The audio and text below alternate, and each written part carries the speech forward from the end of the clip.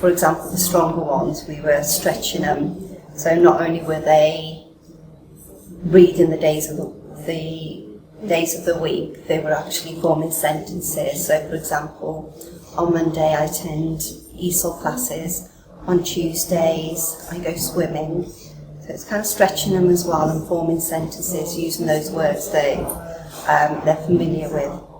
We brought differentiation in here, where we get stronger learners to write the days of the week and time because they should verbally know them.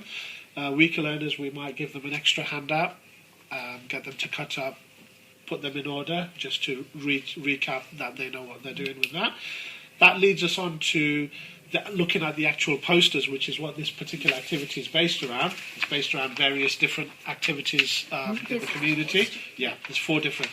At this point, what we suggested we'd do is put them into different groups or pairs.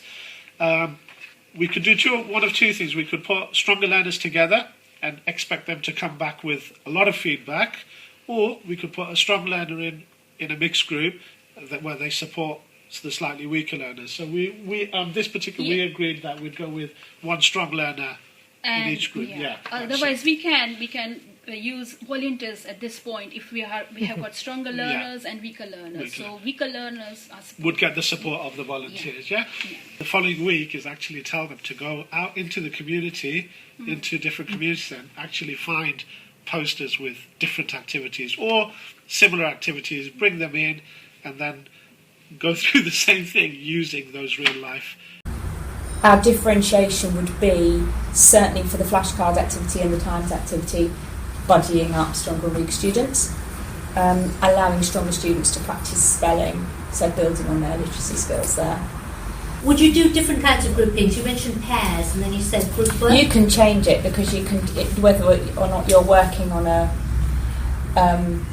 discussion-based activity, if you wanted to get stronger and weaker students whose vocabulary perhaps was better, but then when you move on to this activity, you could perhaps change your groupings so you could differentiate not just in terms of your worksheet, but in terms of your class management and where you're going to sit people. So you could change that throughout the lesson.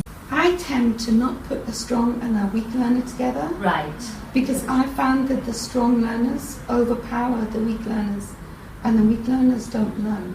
So actually I'm putting like levels together.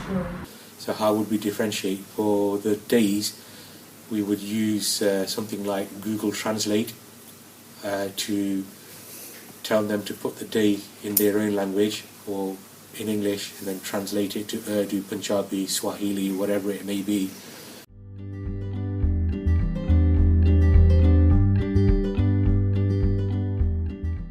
You can use the same pictures, which is great, to ask the questions. Khalida, do you use a bike? Yes, I do. Now, the expansion on that is we can use, the higher levels can have additional questions. So rather than, do you use, what transport do you use? How did you get to work? How did you get to class? Things like this. So you can expand and change to suit the individual learner. So the questions can be as low as, do you use a bus? Right up to, can you tell me how you got to work this morning? This one could be used twice. Use it for more than one task.